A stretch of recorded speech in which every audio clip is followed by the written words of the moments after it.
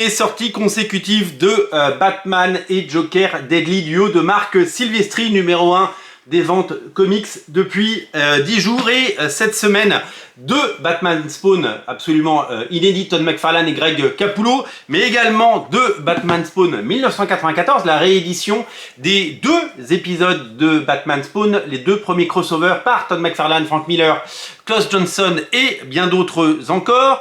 Nous assistons clairement à une masterclass. Et oui, c'est un strike, c'est un sans faute, c'est un carton plein pour Urban Comics, qui a compris qu'il fallait évidemment du Batman pour faire plaisir aux clients, pour faire venir les clients en boutique et pour animer ce marché dont on commente très souvent, souvent morose, parfois décevant et plein de surprises également, avec des succès incroyables comme Lady Mechanica, des succès comme Le Dernier Jour de Philippe Lovecraft. C'est pas du comics, mais c'est affilié à du comics, des succès comme Nice House on the Lake, etc. etc. Batman Joker, c'est le grand retour de Marc Silvestri, qui à 65 ans nous montre que c'est encore le patron. Son style de dessin a véritablement séduit tout le monde. Et c'est le grand retour de la méga star des années 90, vous le savez. Il a fait du Wolverine, il a fait du X-Men bien entendu, il a créé Cyberforce, Witchblade, Darkness et Hunter Killer. C'est un auteur majeur qui se fait rare et qui nous laisse un projet de rêve. C'est-à-dire que pendant 10 ans, 20 ans, 30 ans, on pourra lire et relire ce Batman Joker qui séduit un nombre grandissant de lecteurs, si j'en crois les commentaires que vous avez laissés sur les différentes vidéos qu'on a pu faire, puisque certains ne connaissent pas Marc Silvestri parce que vous êtes trop jeunes, certains ne lisent pas de Batman, et vous avez été attirés par tous les attraits et tous les avantages que ce comics peut offrir. C'est une histoire complète avec un début, un milieu, une fin, c'est hors continuité, c'est magnifiquement dessiné, l'histoire elle est super, c'est véritablement une porte d'entrée absolument géniale pour découvrir Batman et peut-être avoir envie ensuite de découvrir le Batman de Sean Murphy ou encore le Batman Silence de Jim Lee et Jeff Loeb et bien d'autres encore. Vous pouvez ensuite enchaîner sur du Batman Year One, sur du Killing Joke bien entendu, sur du Dark Knight Return. C'est vraiment le retour en fanfare de Marc Silvestri. Il voulait revenir avec un projet qui allait marquer les esprits, et bien c'est le cas, et en plus c'est un succès. Vous le savez, le marché aime Batman et Batman s'épanouit dans ce marché.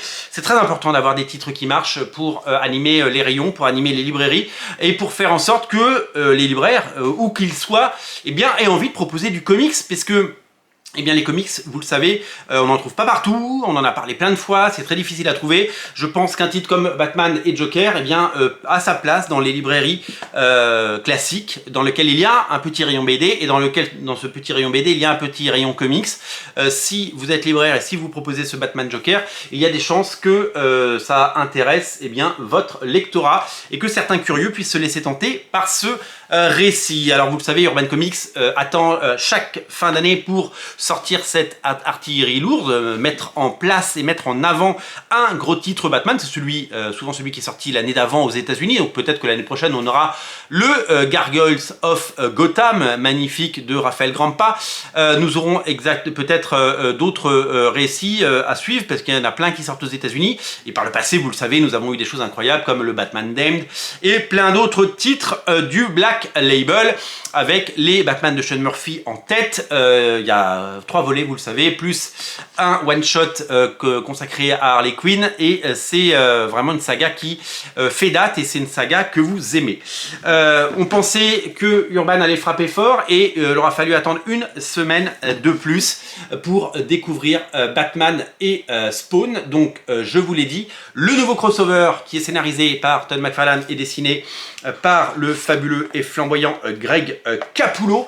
Les deux ont déjà travaillé sur Spawn, puisque Todd McFarlane a créé Spawn, il a scénarisé des centaines d'épisodes, et il l'a dessiné longuement. Il a dessiné Batman aussi dans les années 80. Todd McFarlane, à la fin des années 80, c'est disponible dans les intégrales de 1988 de Batman, que vous avez peut-être chez Urban, les intégrales qui s'appellent les Batman Chronicles. Greg Capullo, il a, vous le savez, dessiné Batman à l'occasion des New 52 sur un scénario de Scott Snyder. Il a dessiné Batman Metal et sa suite et Death Metal, et évidemment il a fait des dizaines et des dizaines d'épisodes de Spawn et des centaines de couvertures. Il a même travaillé sur les lignes de jouets, il a été partout omniprésent. Ce récit inédit, qui est proposé dans un magnifique album, eh bien, va une nouvelle fois séduire un nombre grandissant de lecteurs. Là, c'est la réédition, on l'a dit, du Batman de 1994, donc notamment celui scénarisé par Frank Miller et dessiné par l'incroyable Todd McFarlane. Première rencontre au sommet entre ces deux icônes de la pop culture. Un récit qui fait du bien parce que d'abord ça faisait très longtemps, ça faisait quasiment 30 ans que c'était introuvable en France. L'édition est soignée, elle est très belle et ça a fait un bouquin qu'on adore et qu'on feuillette et qu'on relit avec un plaisir incroyable. Ça va aussi peut-être, ces deux albums, remettre en lumière Spawn, parce que si Spawn marche très bien et on a l'avantage d'avoir l'intégralité du run de Spawn disponible d'abord dans les intégrales, il y en a à peu près 22, et ensuite dans les Spawn Renaissance, le 14e sort en janvier, eh bien ça va remettre en lumière le personnage de Spawn, et ça c'est quand même génial que le succès de Batman, qui lui est coutumier du top 200 GFK, eh bien puisse peut-être donner un coup de main à Spawn et faire en sorte que Spawn eh bien, continue de marcher.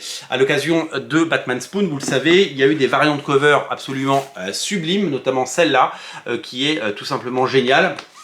Ce sont des éditions limitées qu'il ne faut pas rater, et ce sont de très très belles éditions qui accompagnent parfaitement une sortie orchestrée de main de maître. Le mois de novembre nous réserve des très très belles surprises chez Urban, puisque à la fin du mois sortent 3 albums Wildcats, dont 2 par Jim Lee.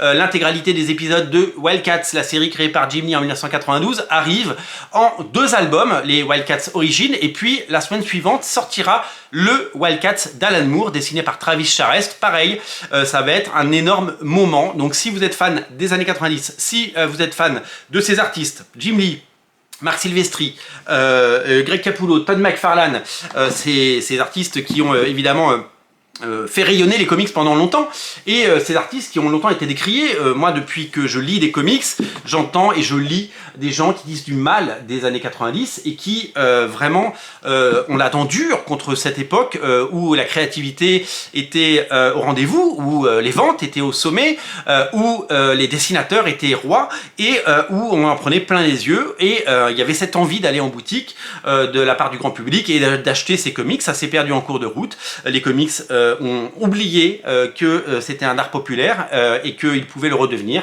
avec ces titres. On suivra évidemment le succès de ces sorties. On espère évidemment le meilleur, on espère que ça cartonnera, on espère que ça marchera, on espère que ce sera un plébiscite véritablement. Et donc je vous invite bien entendu à sauter sur ces albums. Je vous mets des liens en descriptif de la vidéo, bien entendu. C'est le moment de se faire plaisir. Ce sont des albums à se faire offrir, ce sont des albums à lire, ce sont des lectures garanties, c'est certifié, c'est du bon comics.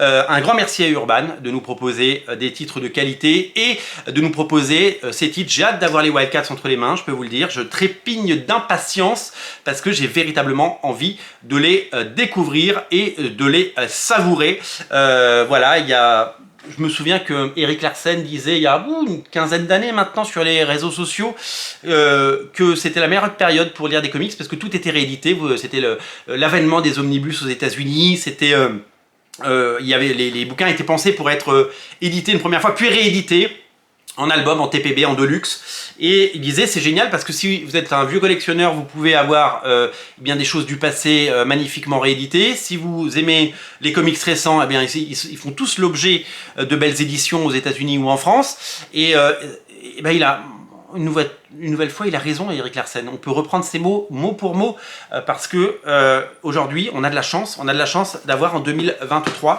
ces comics réédités. On a de la chance d'avoir ces comics enfin disponible. Les rééditions de Batman 1994, je pensais pas que ce serait possible un jour, et bien ça l'est, et j'ai enfin une belle édition de ces albums en version française, et celui-là, eh bien il est dans mon cœur. Marc Silvestri, ce dessinateur qui m'a fait tant rêver dans les années 90, un dessinateur qui évidemment nous manque, qu'on aimerait qu'il fasse plus souvent des couvertures et des projets comme ça, mais il nous laisse une œuvre incroyable, hein, Cyberforce bien sûr, Witchblade, Darkness, X-Men bien entendu, Wolverine et aujourd'hui son Batman Joker.